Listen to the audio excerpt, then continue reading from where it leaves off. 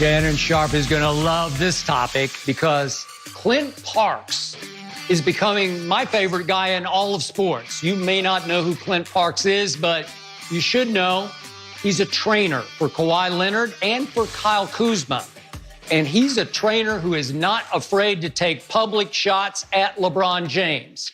So this time, Clint Parks says that when Kawhi was a junior in high school, he was invited up to LeBron's summer skills camp, as it's called, up in Akron, Ohio, but that Kawhi declined the invitation because, as Clint Parks said, Kawhi told him, "I play real basketball." I'm going to say it again. Kawhi said, "I play real basketball." Wow, really? So, Shannon Sharpe, what do you think Kawhi Leonard meant by that? Nothing. It sounds very profound now in hindsight. So let me get this right. Now, I'm trying to figure out why the hell LeBron would even invite him. The guy went to San Diego State. San Diego State guys that go to Duke, Kentucky, North Carolina, Arizona, they get invited. Not guys that go to San Diego State. Texas, I'm confused. Kansas, San Diego State. See, it's easy to say. See, what I'm trying to understand. Now, I know Michael Jordan's trainer, Tim Grover. Tim Grover did not make a name by putting other players' name in his mouth while hyping up Michael Jordan. All he talked about what Michael did and how Michael trained. Hell, I don't even know LeBron's trainer by name, but I know he don't put other players' name in his mouth. Why you got to keep mentioning LeBron James? If you are who you say you are, why you got to talk about me? So let me get this right. Put it in context. Peyton Manning has a passing academy. Every year kids go down there, top quarterbacks go down there, and I guess other players also. So in other words, Peyton Manning invite a kid. Nah, I don't want to go down there because I play real quarterback. Really, Skip? Really? That sounds like some BS to me. Sounds like some BS to you too. But it sounds good. You like it because you like when people take shots at LeBron. Hey, have at it. If he said no, that's all fine and good too. But I don't necessarily believe it. And I'm trying to figure out why the hell LeBron would invite him. A guy that ends up going to San Diego State. You're supposed to be 5-star. Or at least 4, not 2-star. Stop this, man. Man, look here, Clint Parks. Bro, let me give you some advice. I don't know how good a trainer you are, but you're with Kawhi, so hey, that's a pretty good bargaining chip on your resume. But you got to keep these other players' name out your mouth. Because you lose respect because what you're trying to do is that you're trying to outshine your star by taking shots from behind your star. Train Kawhi, get Kawhi where he needs to be great. But you keep mentioning LeBron. LeBron ain't studying you. Why is that man's name constantly in your dentures?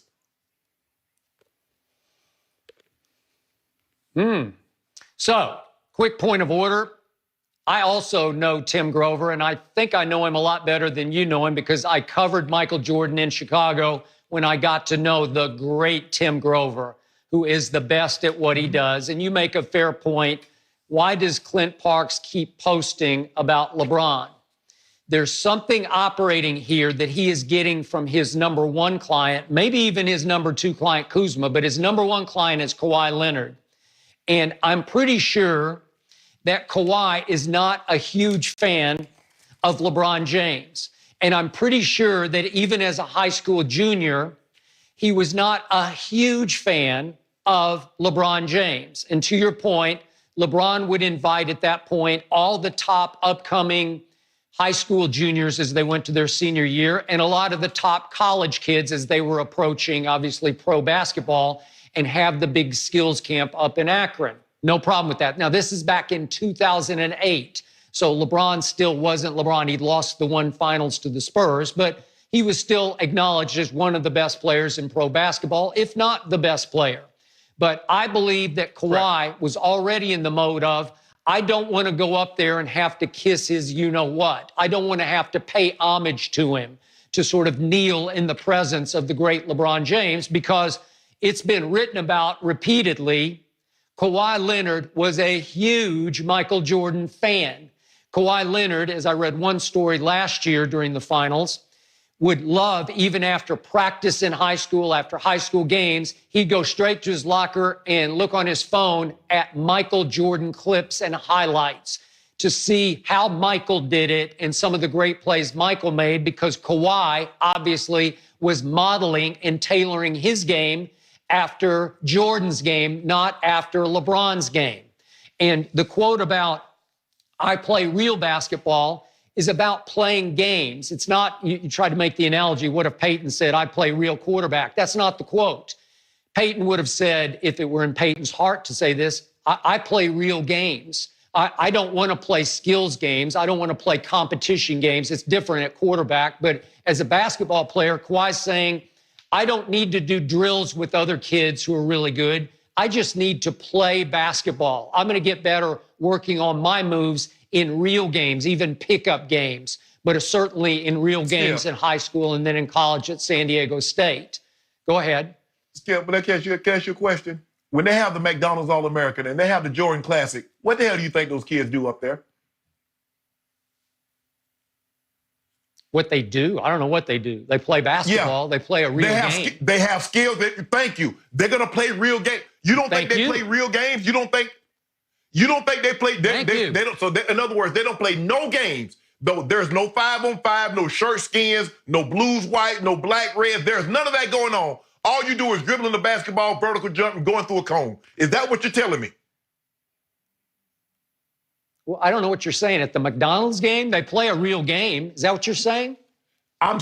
No, Skip. I'm saying, so you go to these academies, I can assure you the top players play one-on-one. They play 5-on-5. Okay. Kawhi made it seem like all they're going to do is vertical jump and dribble the ball through a cone and shoot and dribble. No, that's not what they do. That's not what they do.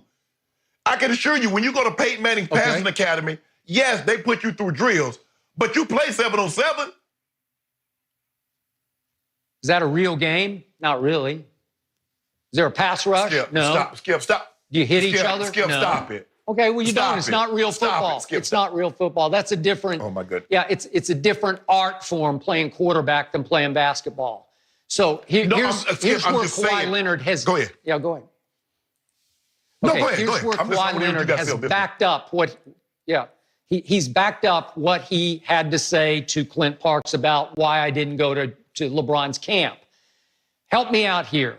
Has Kawhi Leonard ever participated in any event on All-Star Saturday night? Remember, we used to have the shooting stars, and then it was the skills competition, obviously the three-point shootout, and the dunk contest. Has Kawhi Leonard participated in any of those skills competitions ever on All-Star Saturday night? Ever? No. Has LeBron? You remember you mad at LeBron because he won't participate in the dunk contest. No, but you're mad at LeBron because he won't participate in the dunk contest. Well, why won't Kawhi do it? Why didn't Kawhi do it? Okay, at least he dug in early, according to Clint Parks, and said, I don't do skills competition. I play basketball. So when Kawhi was asked to play in the Future Stars games, and that was back in 2012 and 2013, he was going to play in 2012 and right on schedule, as you might guess. Got hurt. He had a strained right calf. Yeah, he had a calf. Okay, whatever. Yeah. He might have been load managing that night. But the next year, in 2013, his sophomore year in the NBA, he played on Team Chuck against Team Shaq. And Team Chuck won the game going away, and Kawhi played and scored 20 points in that game. Not bad. So at least he played in a real basketball all-star game. That wasn't no real game. Okay, it wasn't that ain't no real game. It's a real basketball game. No. Okay, well, hold on. It's called basketball. Well, help me understand. 5-on-5 basketball. So you said this. Hold up. His sophomore year, you said he played in the Chuck. And who was the Chuck and who? Shaq?